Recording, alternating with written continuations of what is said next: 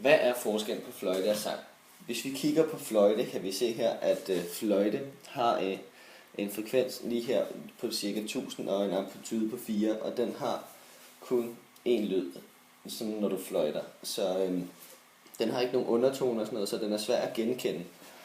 Og i forhold til sang, så er frekvensen der forskelligt, men der er selvfølgelig den mest genkendelige, det er så den lyd der er, og så er der en masse undertoner. Og de undertoner er nemmere at genkende. For eksempel hvis du fløjter, så kan du kun høre en lyd, og så den kan være svært at genkende. Men når der er sang, så er der forskellige lyder i stemmen, og så kan du nemmere genkende, hvem det er, der har sunget. Hvordan måles lydstyrke? Lydstyrke bestemmes af, hvor stor afstand mellem lydbølgens top og dal. Jo større afstand, desto større styrke. Styrken måles i decibel, dB, opkaldt efter telefons opfinder Graham Bell. Man kan ikke lave en helt sikker stemmegenkendelse.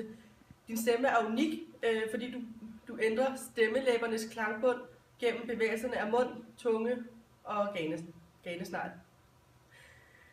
Hvis det var en anden, som siger for eksempel A og E, som man kan se heroppe, så vil det have nogle andre overtoner, og derfor vil du så kunne høre forskel.